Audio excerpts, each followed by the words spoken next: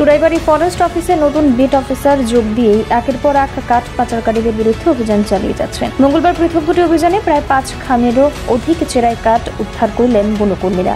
মূলত Dharmanagar এসডিএফও range officer এবং Churaibari bit অফিসারের উদ্যোগে যৌথভাবে অভিযান চালানো হয়। প্রথম অভিযানটি চালানো হয় চুরাইবাড়ি বিটের অধীন খাদিমপাড়া এলাকায়। সেখানে পরিত্যক্ত জায়গা থেকে 2.5 খাম অর্থাৎ প্রায় 80 ফুট চেরাই কাঠ উদ্ধার করে বিট অফিসে নিয়ে আসা হয়। এরপর একইভাবে গোপন খবর আসে যে ফুলবাড়ি এলাকার একটি বাড়ির পাশে অবৈধভাবে মজুত রয়েছে চেরাই কাঠ।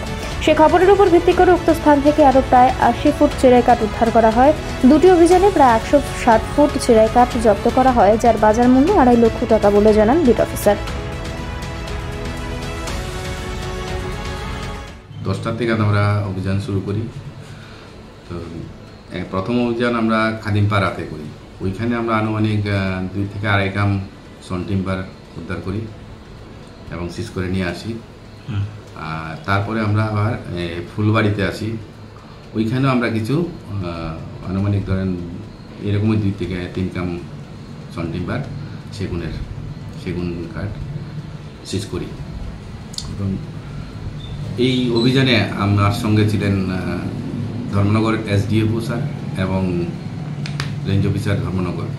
আমরা যৌথ অভিযান আজকে করি। এই কার্ডগুলো আমরা সিজ করে আমার অফিসে চোরাইবাড়িতে নিয়ে আসি। না, আপাতত আমরা কেউ পাইনি, সামনে কেউ ছিল না। আজকে সারাদিনের অভিযানে আমাদের আনুমানিক ধরেন 2 লক্ষ টাকার কাছাকাছি